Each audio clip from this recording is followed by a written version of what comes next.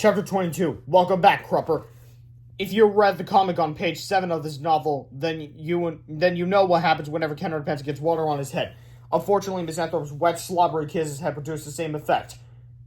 Ken Underpants had been turned back into Mr. Krupp, and now he was about to be turned into lunch. Quickly, George and Hale began frantically snapping their fingers. Snap, snap, snap, snap, snap. Again and again they snapped, but Mr. Krupp's face was still slimy and wet with gooey kiss juice, and the snaps were having no effect at all. The mighty mucus monster shoved Mr. Krupp into his gummy mouth and swallowed him whole. And then he came after George and Hale. Ah! Screamed George. We're doomed! Screamed Hale. Chapter 23. Sulu saves the day. Halfway across the city, a plucky little hamster with bionic ears heard the terrified cries of his two best pals. Quickly, Sulu jumped out of his exercise wheel and crashed through the side of his plastic cage. Then, with a mighty leap, he bounded from the window of George and Hale's treehouse. At that very moment, Melvin was dangling George and Hale high above his mouth. Laughed the bionic burger boy. Well, goodbye, Harold, said George. See you later, pal, said Harold. It was fun while it lasted.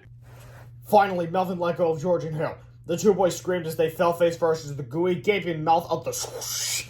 The next thing George and Hale knew, they were flying sideways in incredible speed.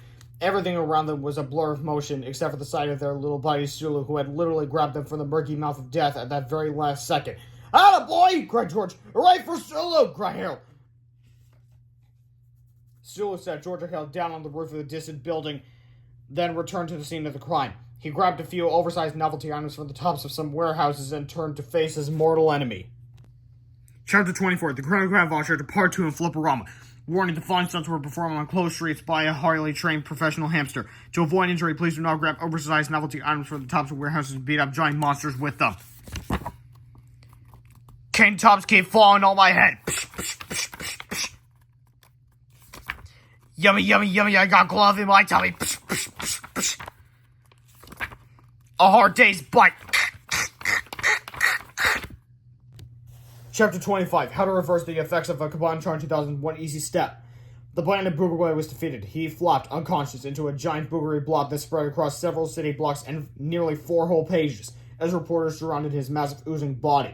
Soon, Melvin's mother and father showed up with the Kabantron 2000. "We saw what was happening on the news," they said, "and we want the world to know that we're going to create a machine that will reverse the process that turned our son into this monster. If we work together, it should only take a few months to build." "One of you guys should take the batteries out of that Combino thing and switch them around," said George. "Wouldn't that reverse the machine's effects?" "Well," laughed Melvin's father, "obviously you don't know anything about science, little boy. You can't expect to reverse the effects of a highly complex cellular molecule like a Combinotron just by switching the batteries around. That type of thing only happens in obnoxious children's books." George said self-consciously. "Well, why don't you just give it a try anyway?" "All right," said Mr. Sneely, rolling his eyes and smirking.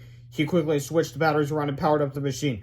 "But I'm only doing this to prove a point to you kids. It's not going to work. No way. Not in a million years. And anybody who thinks it might is a complete idiot. It goes against all the popular laws of logic and science." He aimed the newly reconfigured Combinotron 2000 at his son and fired. Chapter 26. Suddenly, there was a terrific explosion. The bionic Boogerboy burst into 3 huge chunks of glistening snot and twisted metal, which smacked onto 3 nearby buildings and stuck like glue. In the center of the explosion, surrounded by smoke, stood Mr. Krupp and Melvin. "Well, what do you know?" said Mr. Sneely. "My idea worked." George and Hale rolled their eyes. "Now step aside, kiddies," said Mr. Sneely as the two scientists marched off to tell the reporters all about their brilliant and inspirational scientific breakthrough. But as the smoke around Mr. Krupp and Melvin began to clear, it became obvious that they were not quite back to normal. Apparently, the newly reconfigured Combinotron 2000 had accidentally morphed Mr. Krupp and Melvin together.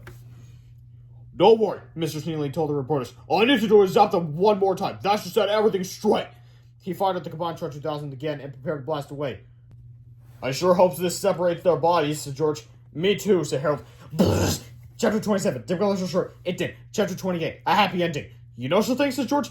"This is the first time one of our books actually had a happy ending." "You're right," said Harold. "Usually they end with me screaming, 'Oh no!' and you screaming, 'Here we go again!' But we got lucky this time, I guess."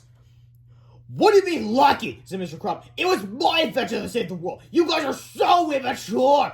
"Huh?" said George. "I want to see both you boss in my office pronto!" yelled Melvin. "I'm gonna punish you boys so bad your kids will be born with detentions." What? Said Harold. Suddenly, a giant extendo octoclaw reached out from one of the three huge chunks of boogers. It grabbed the Kabantron 2000 out of Mr. Sneedley's hands and smashed it to smithereens on the ground. Mr. and Mrs. Sneedley ran away screaming as the three humongous robotic booger chunks came to life. I know I'm mixing together booger and booger interchangeably, but it depends on which I prefer at the time. Anyway. Slowly, they began drumming down the sides of the buildings, each one energizing itself with a single twin-turbo 9000 SP5 Kung Fu Titanium/Lithium alloy processor. As the huge booger chunks oozed closer and closer, they began sprouting strange-looking metallic eyeballs and huge menacing robotic limbs. Suddenly, the three ridiculous robo-boogers leaped toward George, Harold, Sulu, Mr. Crop, and Melvin. And the chase was on. Oh no! Screamed Harold. Oh God! Screamed George. Now, as you recall from the last book, I told you before, this book onwards, these books will have cliffhangers leading directly into the next book. And please, while you're listening to me read books 7 to 11, keep track of how much sleep George and Hale get. But anyways, thank you for watching this Read Aloud. I hope you enjoyed. I'm sorry, I bumped into the camera. Thanks for watching, and I'll see you next time where I read the next book. Land on it! Jeez. Can I pass the memo at my book about part 2? The Revenge of the Ridiculous Horrible Bookers. I'll see you there. Good boy. Like, comment, and subscribe.